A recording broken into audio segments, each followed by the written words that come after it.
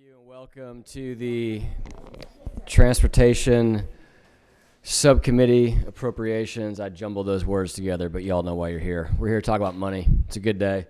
I'm going to get this meeting started because I have to leave. For those of you who don't know, I'm like the Nick Saban of under 10 soccer, and we have an important practice today. Yes, please. Kirby Smart. Well, We're undefeated for the last 2 years. I've got a whole recruiting program in the elementary school. Our team is good, and I got to get home for practice. This starts at 5:30. So I got to tell y'all. So my son, all the boys are 8, and so we're playing up a year, and we got moved up last year, and still we're dominant due to the recruiting. But there's a kid that showed up for my first practice, and he was. So the whole recruiting scheme is my son's kickball recess. That he's under strict instruction that if anyone consistently kicks a home run, he needs to get that kid signed up for soccer and needs to request our team. So this young South African boy named Eben shows up, and I look down like, dude, how big are your shoes? He's like, I wear a size 8.5. He's 8 years old. My son wears a 3.5, and this kid wears an 8.5 shoe and has a cannon for a foot and a body like Brandon Beach. So. It's impressive, but we're going to go ahead and get started so that we can all, we can get the subcommittee report done and figure out who we're going to take money away from and who we're going to give it to. I think we'll just take it away from economic development. But isn't that your committee, Mr. Chairman? But Spencer Moore, please go ahead and step up. We're going to start with DDS. And is anybody mad after we passed the baby budget, or is everybody happy? Everybody happy? Russell, you should be happy. Airport money in there, railroad money, program money, SIM money. So if y'all need any money, go to Russell. But Commissioner, good to see you as always. And y'all take it away. All right, Mr. Chairman. Well, I am the Kirby Smart of fast pitch. Really? Okay. What age group? High school. Okay. High school, and Thank you. we are extremely competitive. We send our girls to college to play ball. So, Amazing. all right, we have a slide deck that we provided to the committee. It looks like this from the department. And, yes, ma'am. We should have plenty. I didn't have it down here, so I thought I'd ask. Thank you. Yes, ma'am. Yes, ma'am. And the department certainly appreciates the support provided and amended, as well as the continuous support of this committee over the years. There are a number of things that are reflected going forward that are things that you helped us with in the past, such as we'll get to our information is found on page 3 of 18. And I will address just the ads and not the statewide adjustments. And we'll start with, in the slide deck, you'll have obviously more detail, and I'm certainly glad to go into any additional detail with that deck, but I can just address the requested ads. In line 127.5 is to utilize 1.2 million in existing funds provided for an HB 81 to 21 session and increase funds for positions and ongoing operations and technology expenses in Douglasville, Forsyth, and Hazelhurst. These are 3 centers that General Assembly and the Governor have supported and funded that will be added to the centers that we currently have at DDS. So Douglasville is one of the, we expect early part of 24 to have that site fully finished, and we hope before the end of 23 we'll have both the Forsyth and the Hazelhurst centers operation. These are CDL locations. As you all know, CDL is in high demand in our state, and we're certainly trying to do everything that we can as a department to support that need. We currently have about 389,000 CDL holders in our 389,000 CDL holders in our state. These centers will help to provide that needed.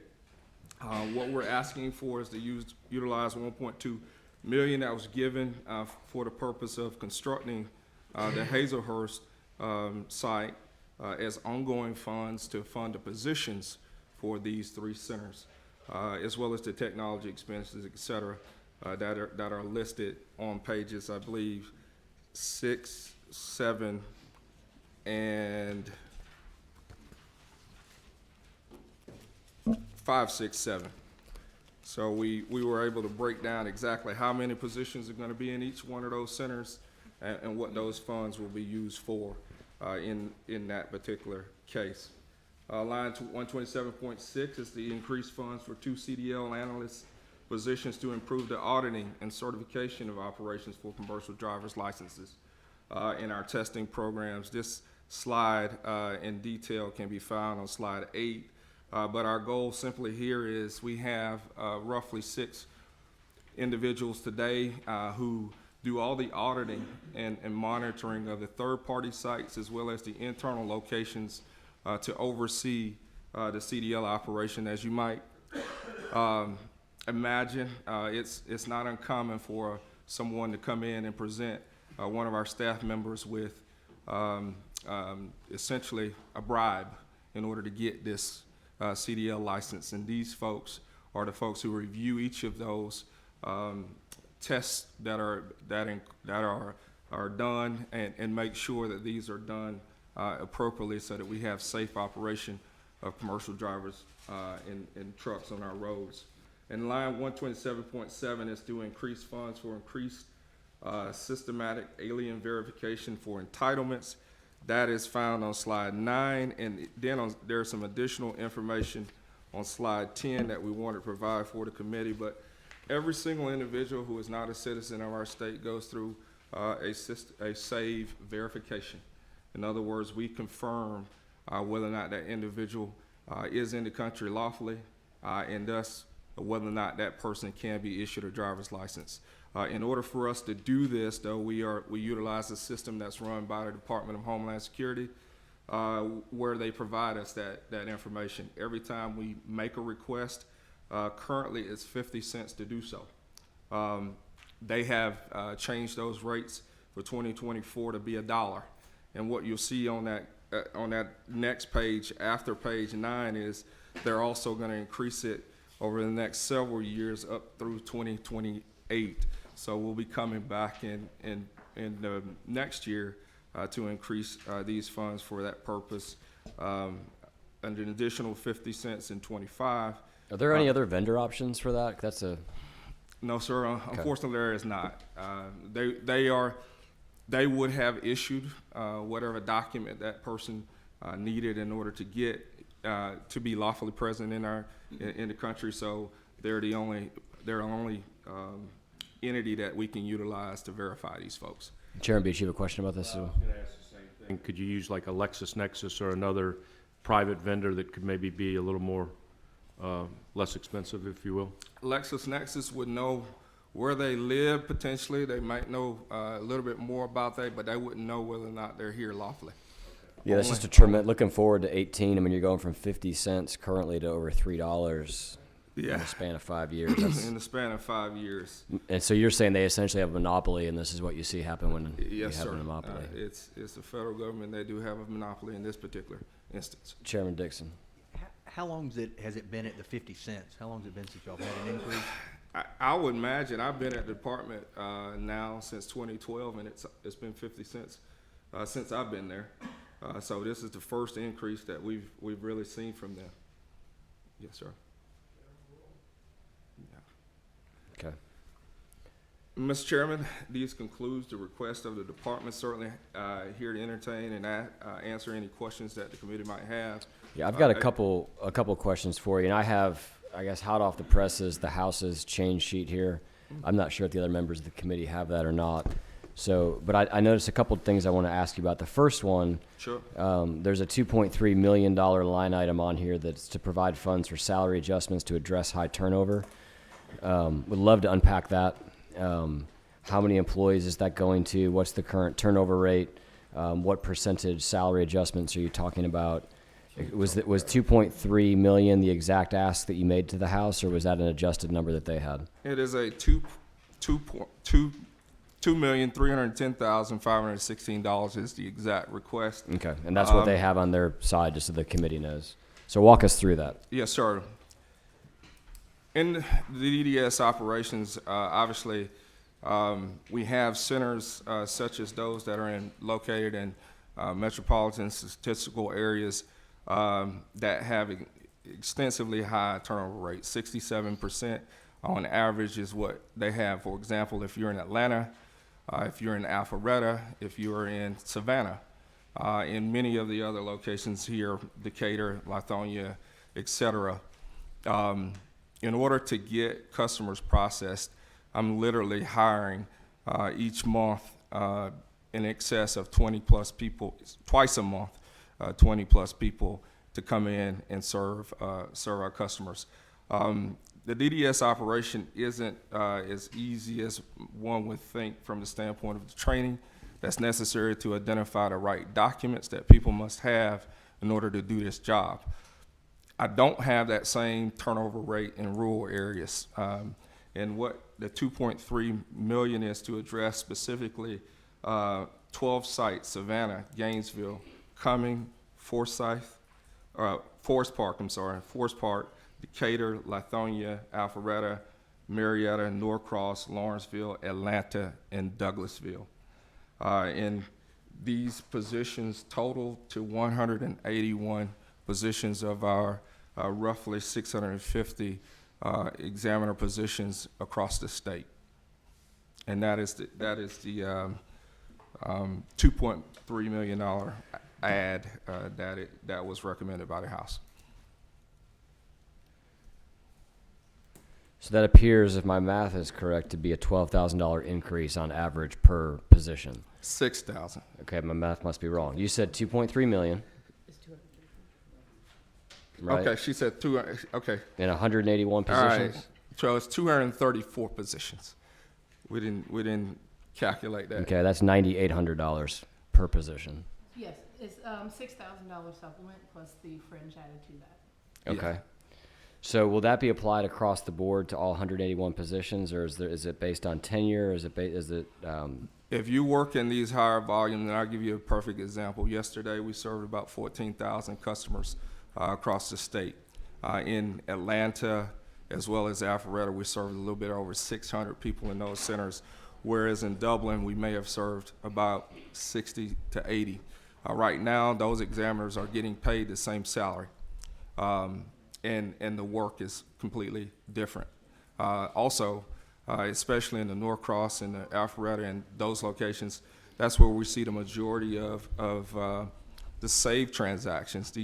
These persons who are presenting documents that are difficult and to read and understand, so additional training for those folks is necessary. so of the 180? I know 280, 234. 234. I'm gonna update mine. 234. 234. Yes, okay. sir. Of those people, what's their average salary currently? Their starting salary is $30,000. This would increase their salary to $36,000 starting. Okay. Chairman Burns. Thank you, Mr. Chairman. So what you're proposing then is to differentiate salary based upon service location. Is that correct? Yes, sir, and responsibility. Responsibilities. But the challenge is, let's say someone from Swainsboro wants to move to one of your high demand areas. They qualify? would qualify. Yes, sir. Absolutely. Anyone that works in one of these higher volume locations would qualify for the supplemental increase. Yes, sir. All right. And one follow-up, Mr. Chairman. Right now, you've identified how many as high volume locations? 12. 12. And is that a static number or is that a dynamic number? That's the 12 highest volume locations that we have today. So if population increases in certain areas, for example, and we had increased, volume in other locations, we'd have to then reevaluate. Thank you. Thank you, Mr. Chairman. Thank you. I was going to pause. I saw Leader Gooch walk in, who's on the committee. Do you want to sit up here with the committee? I got it. Were you outside working on your tan, or were you in some other important meeting? Okay. Well, we're glad you're here.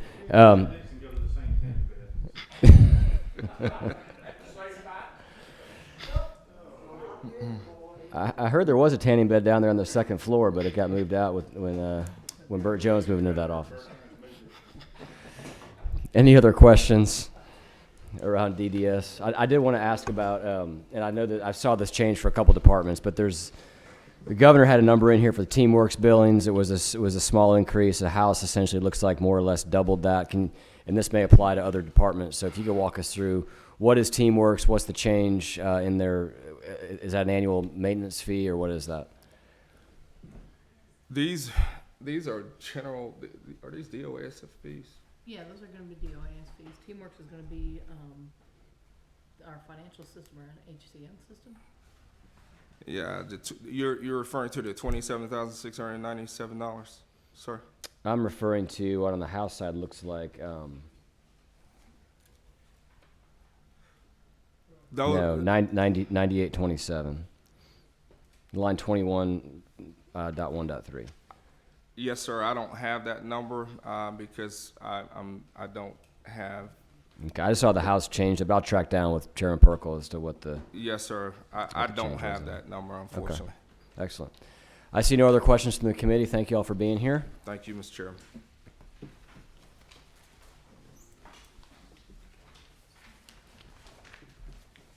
I have an agenda here somewhere that I'm trying to find. See who's up next. Highway safety. Yes, sir, front and center. Come on. Thank you, Mr. Chairman, committee members.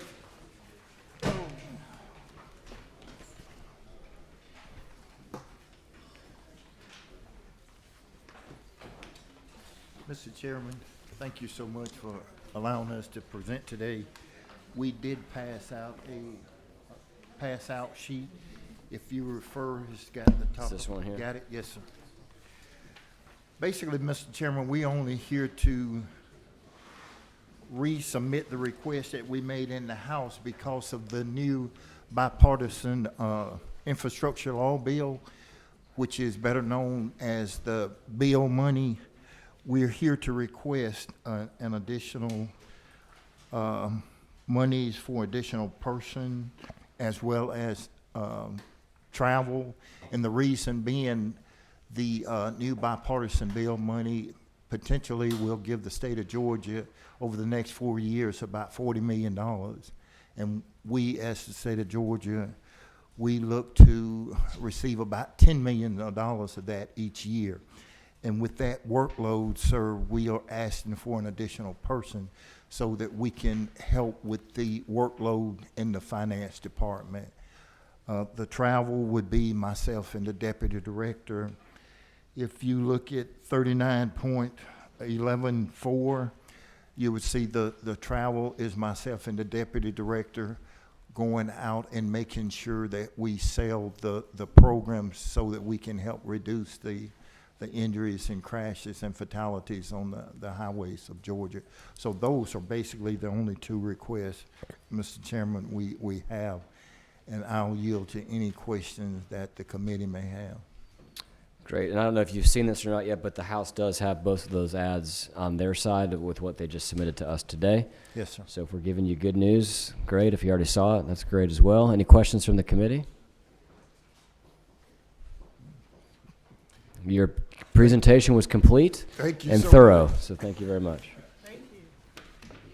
And I'm going to refer, we got Josh, the Director of Driver Services with me, Mr. Chairman. Driver's education. Commissioner Morton. I think I've got a promotion. Good afternoon. We have one ask that we've made to the House, and they've put that in on the House's track sheet. It was 39.12.2. The original recommendation did not include any program funding for the Driver's Education Commission. The only appropriation was the cost of living adjustment. In the 2021-2022 legislative session, HB 202, which would have extended the sunset for the Joshua's Law Driver's Education Commission, failed on sine die. We were two bills to come up before adjournment, and with that, the bill sunset on June 30th, 2022. There was a 1.5% surcharge on traffic citations that's collected to fund the Driver's Education Commission. On average, it collects about $2.9 million per year. The budget did not include that. Chairman Hitchens in the House has introduced HB 242 this year. It did pass the House 161-9, and it received a due pass from the Senate Public Safety Committee today. So we anticipate, we do not anticipate any challenges and that the fee would be reinstated. So the House did put that money back in the budget for us, and our request that it be maintained. Great. Just for the committee, can you point us to that line again, please? It is 39.12.2.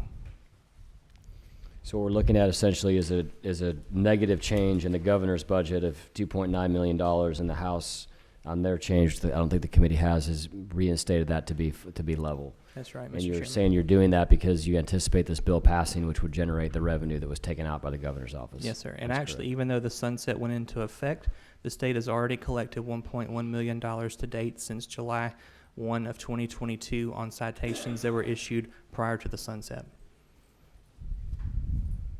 Okay. Any questions? Excellent. Thank you. Thank you. Thank you, sir. Absolutely. Thank you as well. Commissioner McMurray, I think last time we asked you to sit at this table, it was for something you called Stump the Chump. And it was, you performed valiantly, you were not stumped, nor are you a chump. Thank you for being here today. Thank you, Mr. Chair. It's a pleasure to be with everybody, and appreciate Angela Whitworth, our treasurer, being here, and George Christensen, our budget director, and all the work.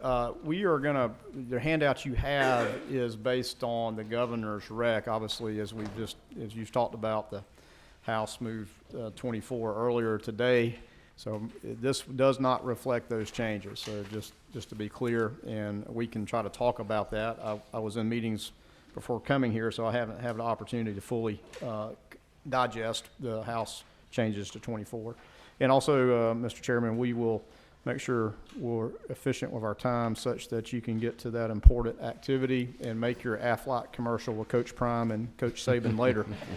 So, all right. So if you flip over to slide 2, as always, we like to just show you the revenue sources, where they're coming from the base, the changes in the governor's rec for 24, and just talk through that. Again, a big thank you to all of you in Appropriations for the recognition of making our budget whole during the suspension of the gas tax that the governor put in place. And so that is certainly recognized in the excise line with $119 million in additional, which is based on some revenue projections and some audit adjustments in excise. So that brings $2.128 billion of excise.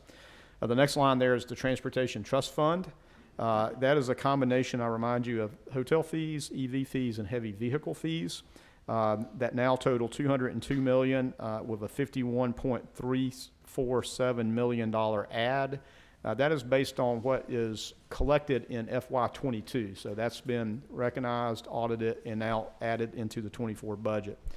The next line is the Transit Trust Fund, which is the rideshare fees. Same thing. This is the actual collections that happened in 22 being recognized into the 24 budget, adding $7.67 million to a total of $23.6 million roughly for the rideshare. And I will note that is historic high revenue from that rideshare. I think it's an indication of what's going on in the economy. Everybody's back and taking their Uber lifts or car services out and about. So certainly recognized with increased traffic. We do have some state general funds at 36.9. There is a change there in the red of 919. That's in relationship to the Georgia Regional Transportation Authority. Janine and Miller will talk about that in her changes in her budget from Greta, ATL, and CERTA. That brings the grand total of ads to $177.2 million, recognizing the state budget at $2.389 billion for total revenue. You've got one question. I'm going to pause for Leader Gooch. Quick question, Commissioner, on the Transportation Trust Fund, the hotel motel fees and the heavy truck weight fees, do you have a breakdown on where the majority of that extra money's coming from? Yeah, I don't have it off the top of my head, but I can tell you probably 85 to 90% of that's hotel. Okay. The biggest majority comes from hotel. Thank you. Next slide is graphic summation of, that's not a word, summary of several budget programs and showing you where the dollars are being used. And the largest is in the capital projects column, which consists of three of our budget programs: capital construction, capital maintenance, and local roads admin at $1.185 billion, which is 50% of the state budget. So the biggest part of the state budget's going to getting actually implementation of projects. The next category there is general operations, which consists of actually 5 budget programs at GDOT admin, data collections, planning, program delivery, and traffic ops. So that constitutes about 11% of our budget. To me, that's all the things it takes to run the shop, get projects ready so that they ultimately can be built and take care of many things. Next category there is the local maintenance improvement grant program, recognized at 10% of the excise amount, which is $212.9 million. That's, again, formula dollars back to cities and counties, one of the most successful programs we have. And then routine maintenance is the next biggest bar, again, taking care of the roadways, roadsides, bridges, and all our transportation infrastructure at $487.4 million or 20% of our budget. So you can see that 50% of capital programs, routine maintenance is 20%. That's 70% of the budget's going to the actual doing work out there on the roadways. The rest of these line items are payments to CERTA, we'll talk about later. Intermodal is now at about 3% at $66.3 million. Geo bond debt service makes up about 5%. I'll speak to that in a moment. And then payments to the ATL is about 1%. So if you flip over, we have a table in, on your track sheet. Let me start with this and we'll get in the track sheet. The first line item there is Geo bond service, which is not in the transportation section. But what we have going on in the bond debt service is actually bond debt increased, Geo bond debt increased about $438,000 in FY24 due to some variable rates. And what's happening here is a fund source swap. So previously we were using the transportation trust funds we just spoke of to pay debt service. It's now being flopped to motor fuel to pay debt service. The transportation trust fund dollars are coming out. And as you look at this table on page 4, it's by budget program and then by fund source because there are now about 4 fund sources in our budget. So that's what's going on with Geo bond debt. So our total bond debt service is $109 million. So out of that, about $86.6 million that in the red was redistributed down into the next budget program, capital construction. And the same thing, taking transportation trust funds down there, took motor fuel back up into the bond debt service above, plus with the additional increase in transportation fees, a plus up, if you will, of capital construction of $114 million, bringing that now budget to $1.026 billion. And again, that's the capital construction program. That is pretty much in line, again, with the amended 23 budget, pretty close. And again, I want to, as you mentioned in opening remarks, Mr. Chair, thank you very much for the considerations in the amended 23. So the next budget category is, and I'm sorry, those capital construction is line 350.1 through 350.3 on the track sheet on the budget report. So the next category there, let me get you caught up and I'll flip along with you, is on is going to be capital maintenance, which is line 351.1. Angela's supposed to keep me on track on letting you know what pages we're on. So 351.100 is capital maintenance. And in the capital maintenance program, we have an add of $8.7 million with transportation trust funds, which again, in capital maintenance, we leverage federal dollars to do most of our maintenance work with. That brings the total capital maintenance budget to $154.3 million with that $8.7 million in the increased transportation fees. So that is capital maintenance. The next line item there is program delivery, which is 358.1. So sorry, we got to jump over a few things. Let me flip over to 358.1. Program delivery is the budget program where project development takes place. Everything from design, the concept design, environmental right-of-way, all the activities it takes to get a project ready to be delivered. And so that's what the program delivery is. Its simple changes here are an increase to recognize the $2,000 increase. And then as you just talked about with Commissioner Moore, there was a DOAS decrease in adjustment for Teamworks billing and the like. So that's what's going on program delivery. That was the only changes there. Those are basically people in those programs. Over on the handout on page 5, we'll move to data collections at the top. It's the same. It recognizes the $2,000 pay increase and the DOAS deductions for a small change of $37,000. Data collections is a federally required office we have that does all the reporting data statistics and all the reporting we have to do federally. Over on the next item is departmental admin, which is line 353.1. Let's turn back a few pages. 353.1. And in department admin, same thing. $2,000 pay increases reflected. DOAS insurance premium increase, Teamworks billing, and also an assessment for merit system. Total change is $4.9 million. There is $3.5 million, as you can see there, for operational purposes, which is really server, computer, and cybersecurity upgrades and continued to replacement of our equipment, especially as we do more digital work and are doing more, obviously trying to be paperless in all that we do. So that's what is in departmental admin. LMIG, I mentioned before, increases to 11.9 million, by 11.9 to $212.8 million. I might note too, that is the highest that LMIG has ever been. So that's another milestone to see those dollars going to our cities and counties that are so needed. The next category, local roads, is no change. Again, this is a program where we help local governments administer federal aid projects, so it's no change in that. There's no people in that category. The next is planning, which has the cost of living increase and then the DOS adjustment, so it nets out at $29,434.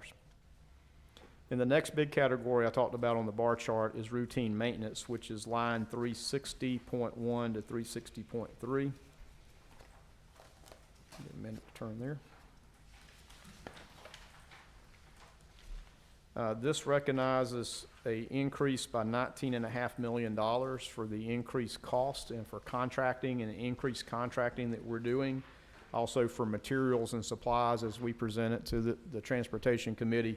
The cost of doing business has gone up due to inflation and all the other things. It also recognizes $6.3 million for the $2,000 cost of living adjustment, and then $158,000, roughly $159,000 for DOAS insurance. So the delta in that is about $25.7 million increase to $487.4 million. The next on the table is the bottom of the row is traffic management.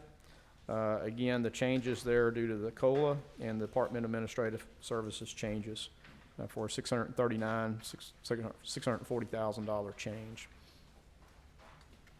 We'll flip over to the next sheet on the handout and move along into airport aid. And again, a thank you for the work in Amendment 23, which had an additional $18 million add. For 24, in the 24 budget is the same as the 23 base, and so we certainly appreciate acknowledging that no change in that base. Ports and waterways is a change for the COLA. It's the only change in ports and waterways, which is line 357. If we move down to rail, Let me talk about rail. Rail gets a little tricky. That's line 359.1. Turn back a page or two. So in rail, several things going on here. Actually removed $8 million from the base and left a remaining $1.218 million for us to run the rail program, a state-funded rail program in the base program. And then it added about $9,000 for the cost of living, and then a $470 adjustments for DOAS insurance. But then there's another fund source here being recognized is the locomotive diesel funds that came out of HB 588. And so in that is recognition of $7.063 million from the locomotive diesel fuel pursuant to HB 588. So overall, there's a little bit of a net change of right under $1 million to the rail program. And let me speak to HB 588, what that did. And that was basically the sales tax on locomotive diesel that the rail operators use. And that program, as stood up by HB 588, allows for those dollars to be invested in rail programs or rail projects or supporting rail projects or supporting the movement or safety in and around railroads for the public benefit. So those dollars actually can be used in partnership projects with the railroads, any privately owned rail line or state-owned short line.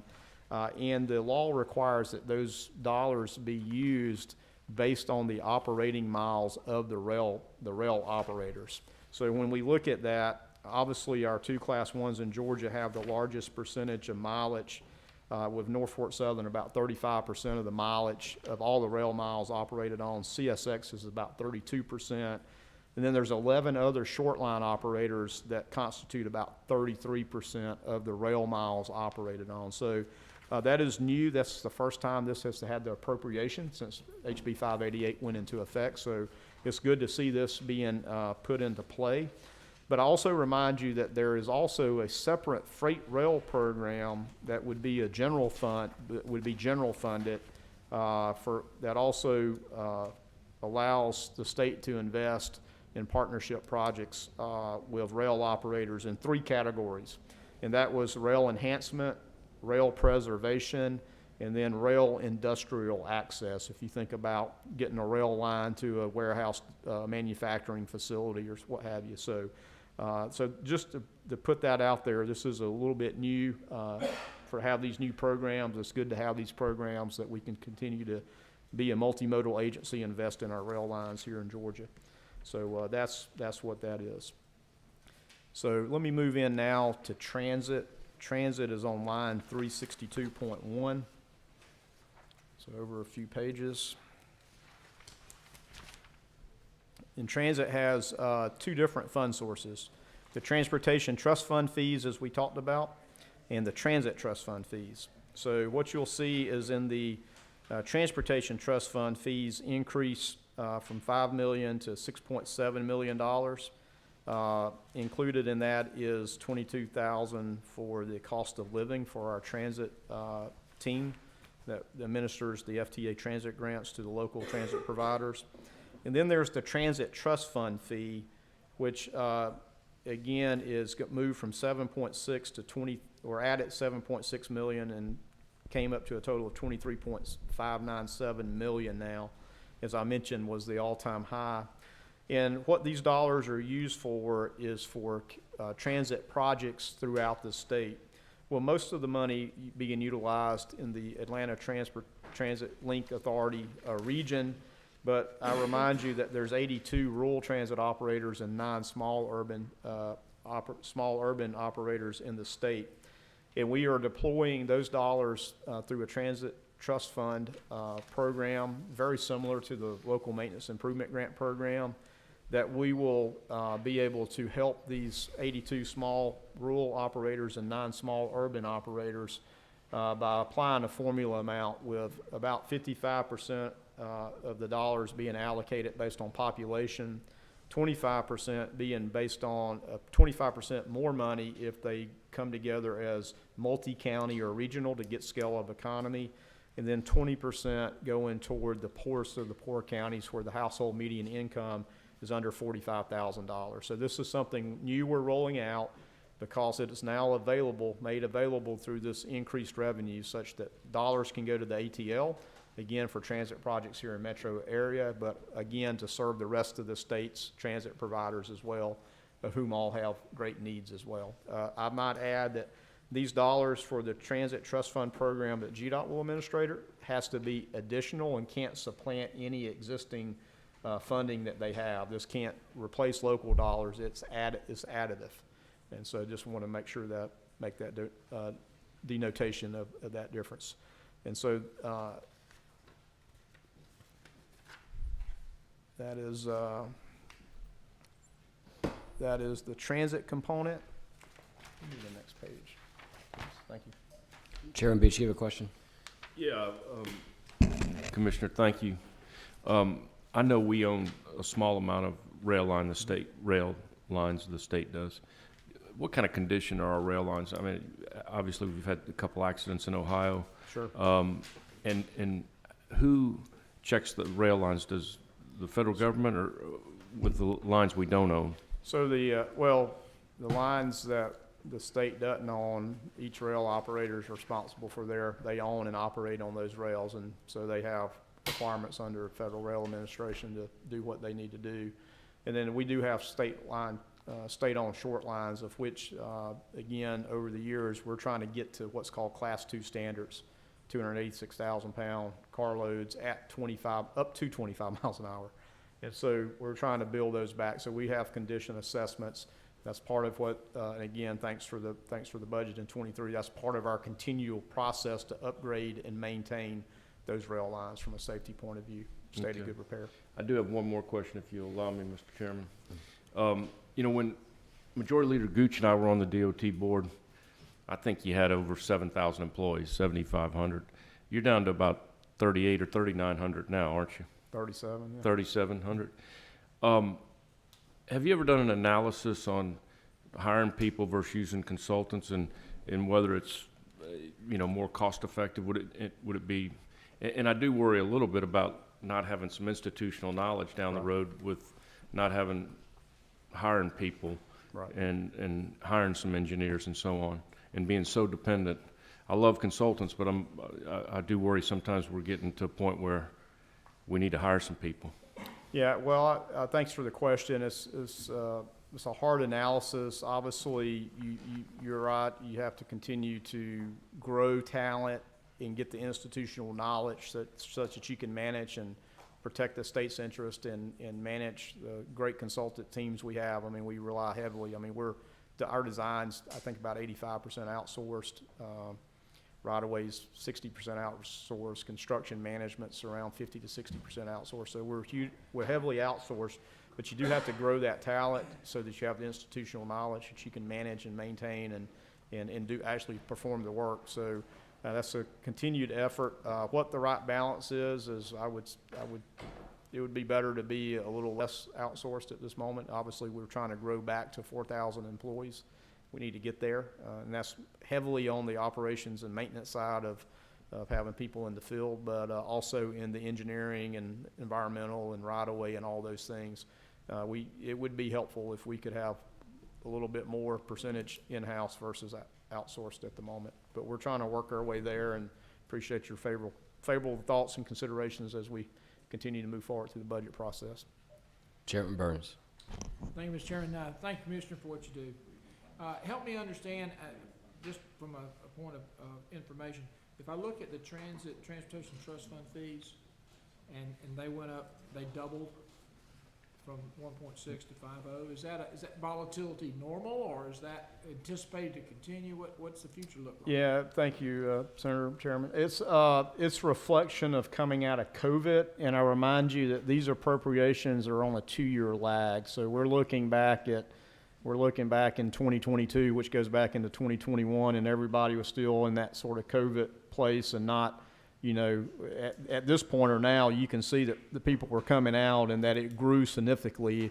So the base budget was based on 2020, or 2021, which went back into 2020 and 2021 calendar year. So you're seeing that big difference is really probably things are getting back. This budget number is probably getting back to what's going to be more normal. And I wouldn't suspect that you're going to see that continued exponential growth that you saw in this budget year. I think you'll see it somewhat stabilize, which is robust, by the way. It's still a strong number. Thank you, Mr. Chairman. Thank you, Commissioner. Commissioner, I've got a couple of questions relative to the House budget. I know you said you haven't fully digested it, but there's an increased funds in here for state safety oversight. That there was not a number there in the governor's budget. There's a $162,000 number there in the House budget. Do you know? Can you give us some color on what that is? Yeah, that is that is sort of a cleanup of the cleanup of getting what our responsibility as the state of Georgia is for oversight of MARTA heavy rail, getting it into the correct budget program. So out of transit into the rail program. And Great. So you have to bifurcate that federally, and so this is just really just a sort of a cleanup of getting it in the right category. Okay, thank you. On their budget in LMIG, I see about a $20.1 million ad that is to provide funds to implement year one of a 5-year plan to increase LMIG grants to 15% of projected motor fuel revenues over a 5-year period. Can you walk us? I mean, I think that's pretty self-explanatory, but is that a GDOT initiative? Is that a House initiative? That appears to be a House initiative because it appears it came from the capital construction budget line item. Can you give us your thoughts on that? A 5-year Well, plan to get LMIG to 15% of that? Well, I think if you ask any city or county, they all say they could use more money for transportation infrastructure. But again, But you're saying it's coming out of the main program. But it's coming out of the capital program, of which I remind you, as you heard from Director Poole at the Office of Highway Safety, is the bipartisan infrastructure law continues to grow at 2% a year.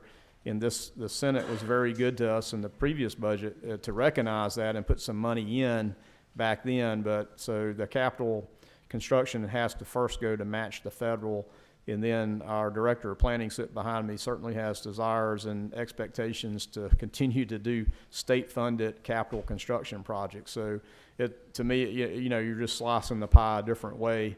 And it will certainly have some effect on our capital construction budget and projects that we intend to deliver in FY24, commensurately with the how much money is moved.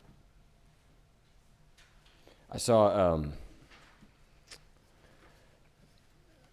jump around a little bit here, but they have airport aid down, reduced from the 20, just to use rough numbers, reduced from the 26 million. There's a $6 million reduction here to bring it down to 20 million. Did you all have a conversation about that? We have not. Okay.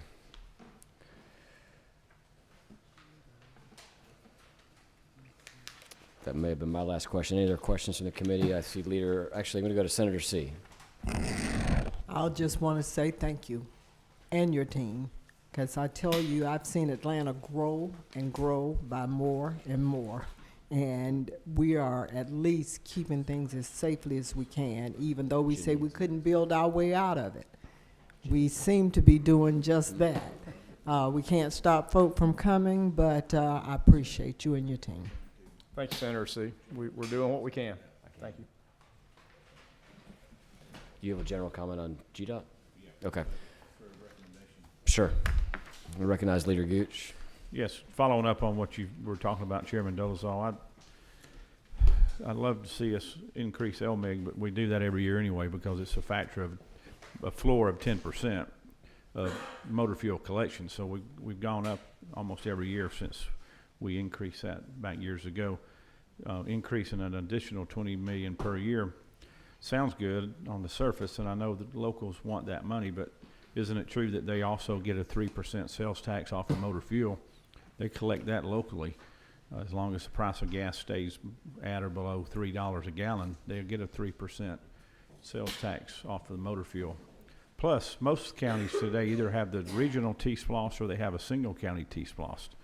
And so they have availability, they have resources at their disposal to generate more money locally. So my county commissioners that are listening are going to be mad at me for saying that, but we got to be careful not to give away a lot of that money. We have programs, especially some of the other big projects that we funded this year for some of the economic development projects have taken even larger sums of money away from us. And on the airport, Chairman Dolezal, I would say let's not go backwards. We just worked hard with the amended budget to increase that this year. I would love to see us keep that as a baseline and not let that go back to 6 million. I'm not sure why the House wanted to make that reduction. One other point, Mr. Leader, and for everybody to think about is if it's going to the increase ultimately to 15% is what you said is very true about sales tax on motor fuel locally and the T-Splosh counties or the T-Splosh regions. But some of the poorest of the poor counties in Georgia may not be able to match those dollars at 30% for Right. the ones that don't have a T-Splosh or not part of a regional commission. So often that's some of the barriers even in the current program to be able to match. It becomes sort of close. So we have to think about that as well if you're trying to get to budgeting at 15% of the excise tax. Yeah, I think just looking at the House budget from a net perspective, it's a $33 million shift overall that comes out of capital projects as a result of those changes. I think we probably all in the committee agree that's the wrong direction for capital projects. If we can increase LMIG and keep the capital projects moving north as we did in our budget amendment this year, I think that's the right thing to do. Any other comments, questions from the committee? All right, thank you, Commissioner. Thank you all. And next on our list is Executive Director Janine Miller.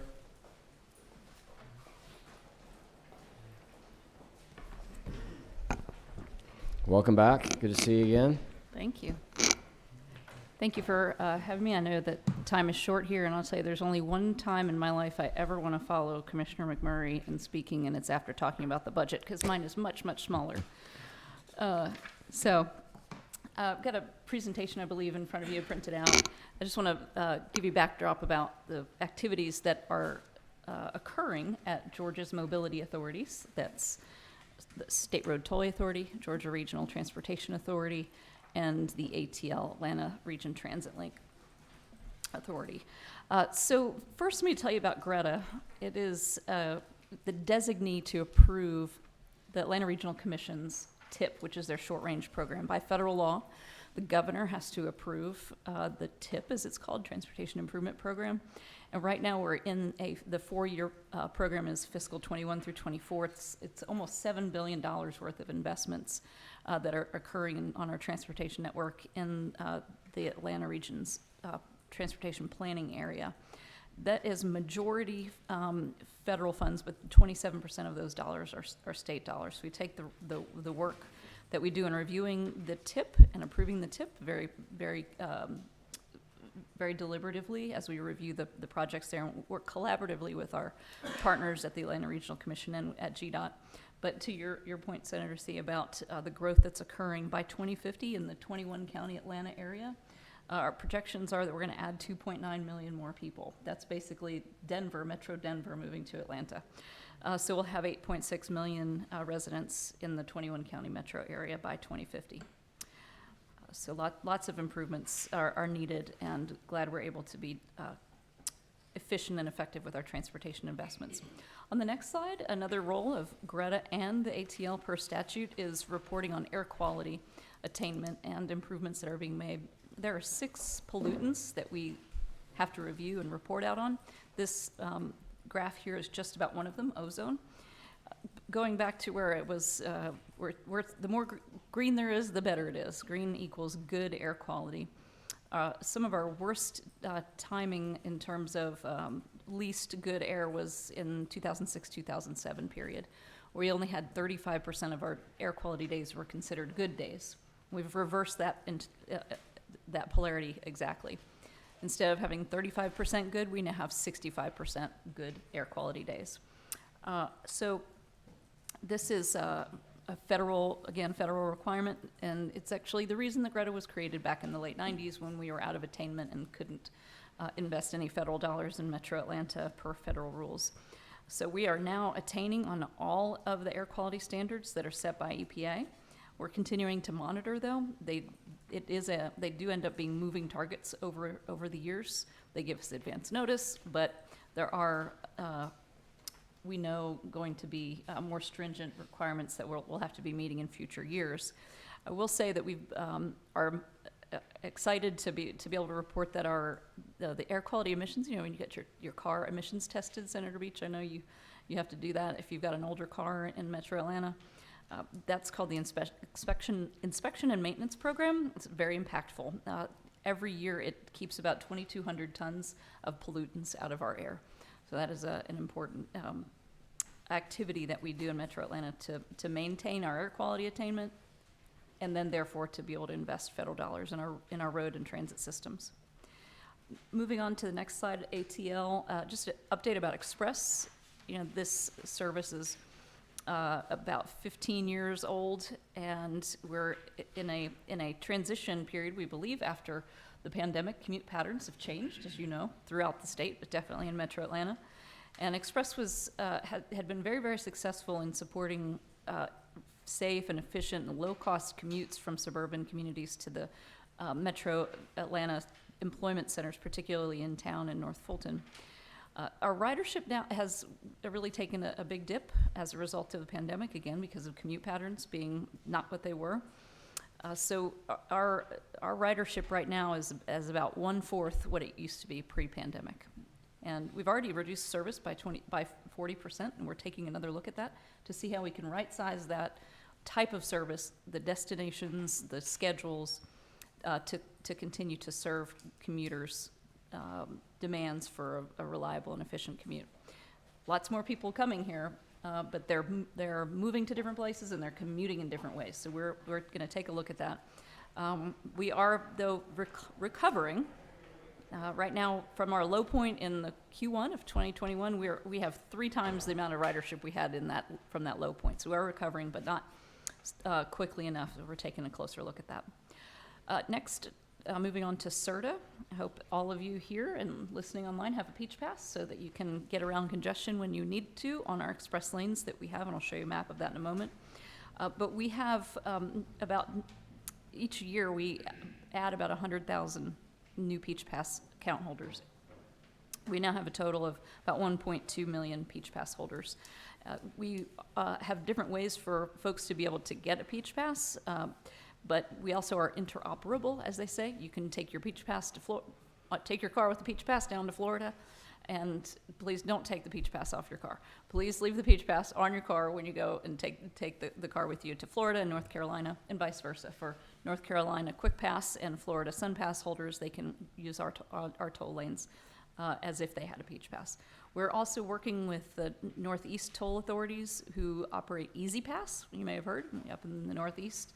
Easy Pass is how you get through the toll facilities there most quickly, and we're aiming to be interoperable with them by the end of the calendar year.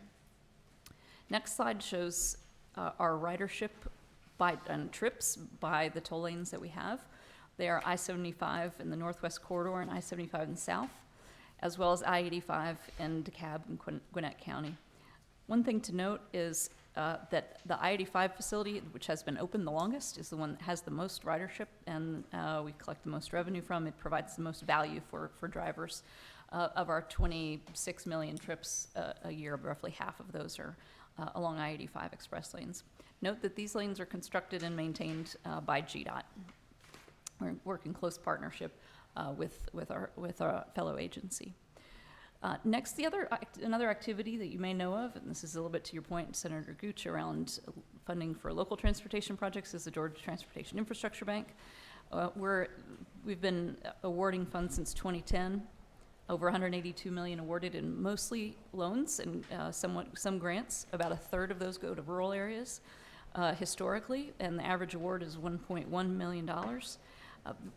At recent change that Commissioner McMurray and I worked on a couple of years ago is that locals can now use their LMIG to pay back their GTIB loans. So that is a way that they can leverage their LMIG to advance projects. Very successful program. Finally, I'll just talk through the budget quickly, which is the Georgia Regional Transportation Authority is first, and that's line 85.1, 85.98. What's occurring is a movement out of, there's no financial or fiscal increases other than the cost of living increase that is statewide for employees. This is simply a move of the funds from Department of Community Affairs over to the Department of Transportation's budget to align all transportation funding within that agency. Also, the ATL is on lines 363.1 and 363.2. These are simply the fund increases there for the pay raises, but that $13 million per year is predominantly for operating Express, and we leverage a lot of federal funds to with these state dollars, and small amount of planning activities are funded with it in that $13 million. The bulk of that is for Express. And then lastly, the budget for State Road and Tollway Authority. That is probably one of the most important things that SRTA does it quietly, is the finance arm for Georgia Department of Transportation. And with that finance arm, we are helping to finance what are called guaranteed revenue bonds, GRBs, and GARVI. Roughly $32 million of that payment out of the Transit Trust Fund is to pay back those debts, those long-term debts for large projects that we've been working with GDOT over the years to build and finance. And you'll also see this is where the Greta payments are moved over from DCA to GDOT on line 364.1.98.99.